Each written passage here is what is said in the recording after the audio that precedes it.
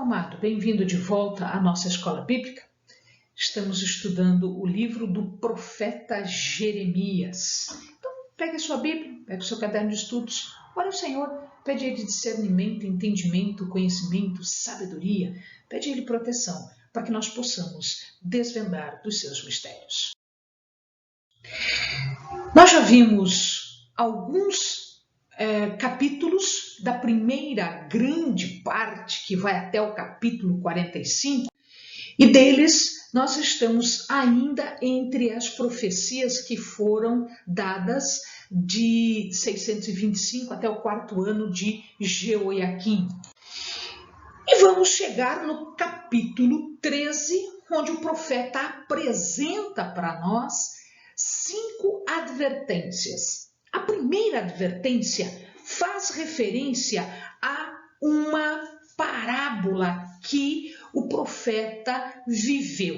Aliás, Jeremias gostava de vivenciar as suas parábolas. Então, o que ele fez? Ele pegou um cinto de linho e ele colocou este cinto de linho enterrado dentro, entre pedras. Dizem alguns estudiosos que ele foi até o Eufrates para fazer isso. Então, alguns dias de caminhada, ele foi até lá, escondeu, enterrou, colocou esse cinto entre as pedras do ladinho do rio Eufrates e depois de um tempo ele foi lá, desenterrou e o cinto estava podre, estava apodrecido. Então vamos ver o que isso significa, o que ele entendeu, o que ele quis dizer, o que Deus quis dizer através do profeta. Em primeiro lugar, nós precisamos entender que um cinto de linho era uma peça que podia ser entendida como uma peça íntima. Era uma peça que estava ligada ao corpo, que amarrava a túnica das pessoas. Um cinto de linho era o cinto que o sacerdote utilizava. E um cinto, ele tem várias aplicações.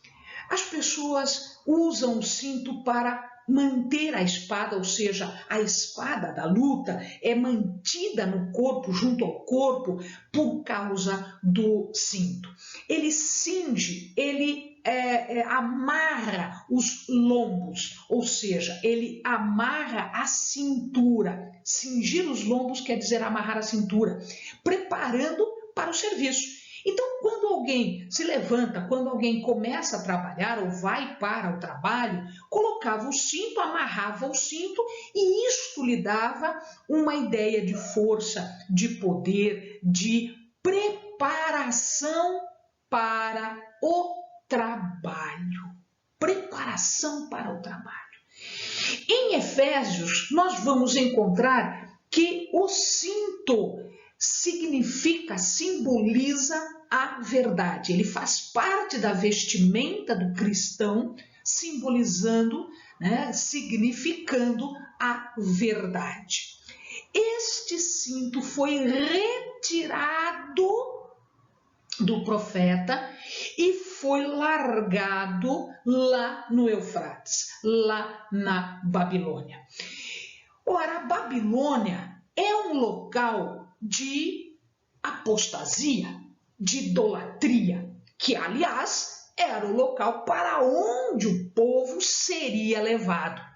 Então, o cinto longe do corpo do profeta significava que o cinto seria Israel, os judeus, o povo de Deus, e o profeta estava simbolizando Deus. Então, na medida em que o cinto sai do corpo, à medida em que o povo se afasta de Deus, acontecerá o apodrecimento, acontecerá a corrupção, a idolatria, que vai causar a ruína do povo.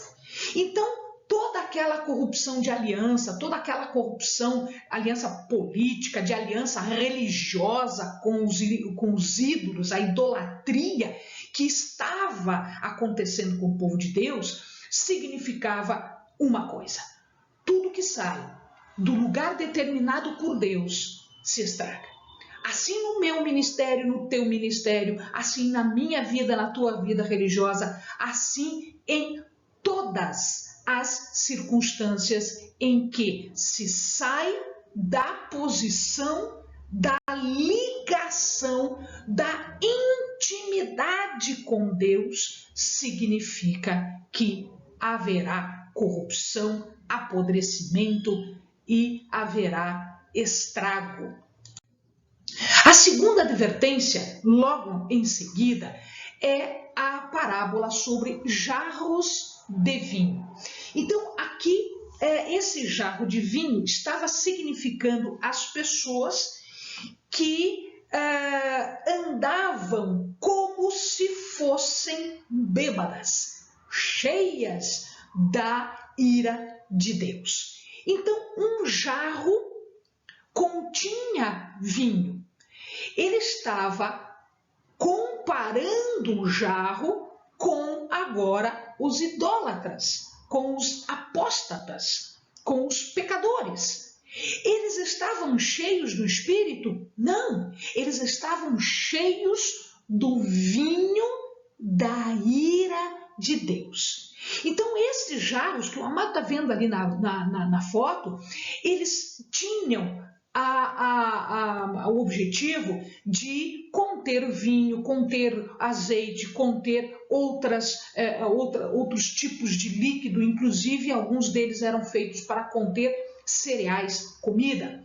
Este jarro era um jarro para conter vinho e o profeta simbolizava aqui, significava aqui, comparava aqui as pessoas como se fosse um jarro.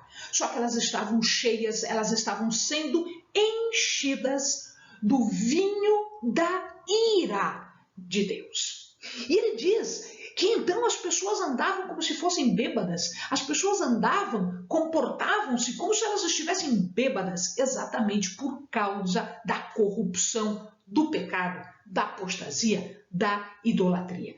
Eles não conseguiam distinguir quem era amigo, quem era família, quem era pai, irmão, filho. Eles não conseguiam fazer isso e eles não conseguiam se defender.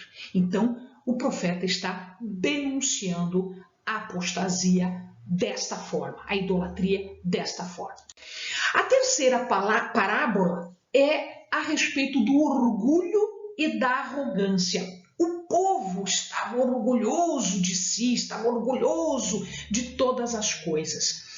O povo, ele tinha um comportamento de orgulho, não um orgulho positivo, orgulho de quem está fazendo as coisas certas, o orgulho de quem está seguindo as coisas de Deus, se orgulhando em Deus. Não, ao contrário, aquele orgulho pecaminoso, porque eles tinham orgulho do pecado que eles estavam fazendo. O profeta diz que eles pareciam um viajante descuidado, um viajante que não sabia andar, um viajante que tropeçava, seja na penumbra, seja durante o dia. A palavra que ele usa aqui é híbris, que quer dizer orgulho. E não é só o orgulho que existia naquela época. Hoje nós podemos encontrar alguns cristãos dentro das nossas igrejas que têm este orgulho arrogante, este orgulho pecaminoso. Paulo, Jeremias, Paulo no Novo Testamento, Jeremias aqui, eles entendem que este orgulho pecaminoso, este pecador que se acha o tal, ele deriva, na verdade, de uma depravação daquela sociedade. Veja ali, dai glória ao Senhor vosso Deus. Se eu tenho que me orgulhar, eu vou me orgulhar em Deus, não vou me orgulhar em qualquer outra coisa. Dai glória ao Senhor vosso Deus, antes que venha a escuridão e antes que tropecem os vossos pés nos montes tenebrosos. Esperais a luz, mas ele a mudará em sombra de morte e transformará em escuridão, se o povo não ouvir. Então, é isso, de novo, o profeta está falando agora com uma outra parábola, uma outra comparação. A quarta parábola aqui, ou a quarta advertência, é já na sequência, ele fala sobre o rei e a rainha mãe. Tanto o rei, quem é o rei aqui é Jeoaquim. Alguns estudiosos dizem que ele não tinha 25 anos quando ele assumiu o trono, que ele tinha só 18. Tendo 18 ou tendo 25, ele já tinha condições, sim, de entender o que era certo e o que era errado. Por quê? Porque ele foi, teoricamente, criado sabendo das regras, sabendo da aliança do Sinai.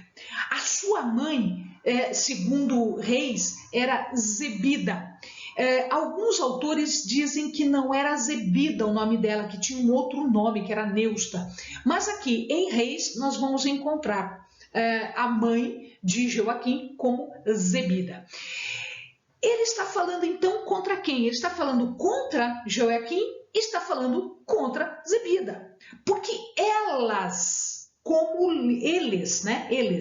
líderes, eles tinham a obrigação de proteger o povo contra a corrupção, contra a idolatria, mas eles eram os primeiros a desfazer da mensagem, a desprezar a mensagem. Então, eles que tinham obrigações, na verdade, se afastavam destas obrigações. Então, a mãe, toda a corte, todos os líderes que poderiam causar problemas, porque eram líderes, então eles foram levados cativos para a Babilônia. Além disso, Nabucodonosor também leva artífices. Por quê? Porque ele queria construir. Então, ele pegou quem poderia auxiliá-lo nas construções, os artífices, e mandou para lá. E os líderes ele manda exatamente para que eles não fizessem confusão enquanto ficavam na terra. Então, eles foram mandados para a Babilônia. E assim aconteceu. Esta é uma profecia, uma advertência que nem Joaquim, nem Zebida, nem os líderes, ninguém escutou e, portanto, eles foram levados para a Babilônia, cativos, e morreram na Babilônia. A punição é a consequência inevitável da persistência no pecado, diz a quinta advertência. O povo não acreditava que Deus ia deixar que os babilônios invadissem e destruíssem o templo, a morada de Deus, que destruíssem Jerusalém, que era o lugar de habitação de Deus. Eles não acreditavam nisso. Então, eles diziam, não, a gente está garantido, a gente tem o templo, a gente tem a habitação do Senhor, Deus não vai deixar que isso aconteça, então a gente pode continuar pecando sem problema nenhum, porque Deus não vai deixar que isso aconteça. Bom, quem castiga? Os mesmos que foram cortejados por Judá, os mesmos povos é que ficaram aqui como açoite de Deus. Deus os levanta para açoitar, Deus os levanta para punir Judá. Logo em seguida, no capítulo 14, Jeremias intercede mais uma vez. Eventualmente, havia seca naquele lugar. Por quê? Porque as chuvas não eram muito comuns, até porque as chuvas eram bênçãos de Deus. Então, nós vamos ver que se o povo acreditasse, cumprisse, fosse obediente a Deus, Deus daria chuvas nas suas épocas. A chuva temporã, a chuva serôdia, ou seja, ele dava condições da terra produzir. Como isso não acontecia, de vez em quando havia seca. Isto era comum. E se havia seca, havia fome. Pois bem, o que acontece é que esta fome atingiu praticamente todo o país. E isso já era sinal daquilo que Deus estava prevendo, estava mandando como mensagem para os seus profetas, para o povo, através dos seus profetas para o povo. E o povo não ouvia, não se emendava. Jeremias, então, aqui no capítulo 14, ele começa a clamar em angústia. Ele achava que aquele que confessa recebe perdão. Então, o que Jeremias pensou? Bom, se o povo não confessa, vou eu confessar os pecados do povo, pelo povo. Quer dizer, eu vou fazer essa intermediação. Deus não permite que isto aconteça. Então, veja lá. Ó esperança de Israel, redentor seu no tempo da angústia. Tu estás no meio de nós, ó Senhor, e nós somos chamados pelo teu nome. Não nos desampares. Ele continua, Senhor, conhecemos a nossa impiedade. Aqui Jeremias direto, né? Conhecemos a nossa impiedade, a maldade de nossos pais. Deveras pecamos contra ti. Jeremias está reconhecendo o pecado, não dele, o pecado do povo, o pecado como nação. Ele, como profeta, estava tentando intermediar com Deus. Não nos rejeites por amor do teu nome, não tragas opróbrio sobre o trono da tua glória. Lembra-te e não anules a tua aliança conosco. Deus diz para ele, não peça, não faça isso. Eu não quero que você clame, eu não quero que você interceda. Por quê? Porque a intercessão aqui não tem valor nenhum, no sentido de que é o povo que tem que reconhecer, o povo pecou, o julgamento é em relação ao povo, não em relação a você, e agora não é mais momento disso, o momento já é passado. Quem eram esses enganadores? Quem eram os que deveriam fazer e não fizeram? Eram os sacerdotes, eram os profetas falsos, eram os governantes ímpios, eram estes que deveriam estar na posição de Jeremias fazendo essa intercessão e não faziam. Estes seriam os primeiros a sofrer. Mas lembre-se, o povo não seria de tal forma perdoado. Por quê? Porque o povo estava se deixando enganar. O sacerdote está falando, o governante está falando, o profeta está falando, mas espera lá, você não sabe sobre a aliança? Você não sabe sobre a aliança? Você não está sabendo disso? Você não foi aquele que falou amém? Você não foi aquele que fez aliança com Deus? Então você também sabe. Você está se deixando enganar, achando que com você não vai acontecer nada, porque o sacerdote, o governante, o profeta, o pastor, o irmão da igreja. Não, amado. A responsabilidade também é sua, também é minha, porque ninguém vai se livrar da punição dizendo, mas veja, eu era um coitadinho que não sabia. Você sabia sim. O povo estava se deixando enganar e Deus iria fazer justiça, não só para o sacerdote, não só para o profeta falso, não só para o governante ímpio, mas também para o povo que havia se deixado enganar, se aproveitando da circunstância, porque ele gostava da idolatria, ele gostava do pecado, ele gostava da corrupção. A resposta definitiva vem no capítulo 15, e Deus diz, não vou fazer isso, Os que para a morte, os que para a espada, os que para a fome, os que para o exílio. Eu os punirei com 4 gêneros de destruidores, diz o Senhor: a espada para os matarem, os cães para os dilacerarem, as aves dos céus e os animais da terra para os devorarem, entregá-los-ei ao desterro, ou seja, para o exílio. Deus diz: não quero te ouvir, não vou te ouvir, porque eu já chamei a espada, eu já chamei a morte, eu já chamei os cães, eu já chamei as aves, eu já chamei o cativeiro, eu já chamei o exílio, eu já chamei tudo isso. Então, não vou te ouvir. Jeremias então se lamenta, né? A partir do verso 10 do capítulo 15, Jeremias se lamenta. Ele expressa agora o desejo de: poxa vida, eu estou vendo tudo isso, eu não queria nem ter nascido. A minha vida é justa e eu estou sendo amaldiçoado pelas pessoas, eu estou sendo perseguido pelas pessoas. Deus o proíbe de casar-se. Deus o proíbe de casar-se, ele não pode casar-se. Deus o proibiu de se casar.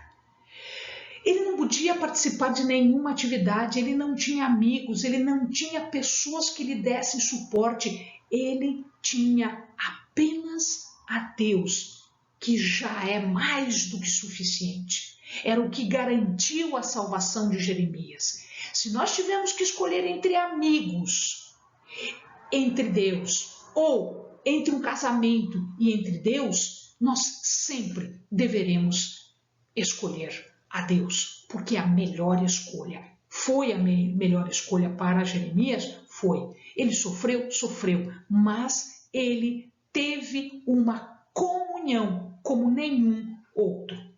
Ele não poderia chorar os mortos, ficar enlutado, participar dos rituais de luto. E são esses rituais de luto? Eles faziam uma refeição.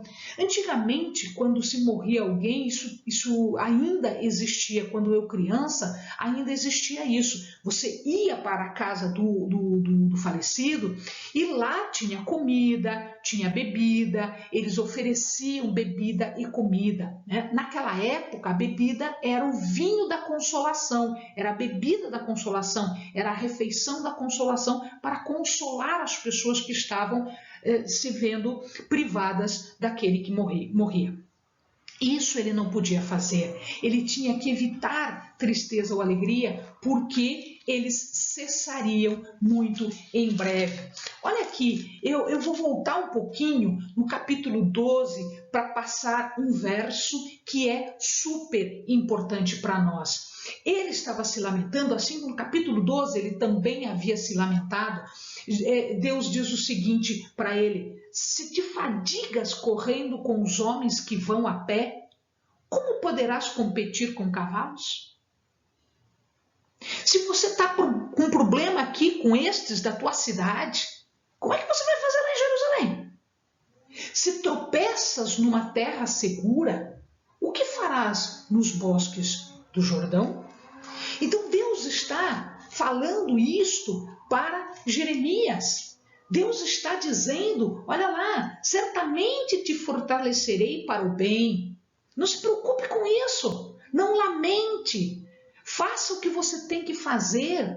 Certamente te fortalecerei para o bem no tempo da calamidade e no tempo da angústia. Farei que o inimigo te dirija súplicas. E isso efetivamente daqui a pouquinho vai acontecer. Vai acontecer, eles vão se achegar a Jeremias para pedir arrego a Jeremias. Jeremias, fala com Deus em nosso nome, porque nós estamos vendo que a coisa está complicada. Veja lá, tu, ó Senhor, me conheces, lembra-te de mim e visita-me, vinga-me dos meus perseguidores. Não me arrebates por tua longanimidade. Sabe que por amor de ti tenho sofrido afronta.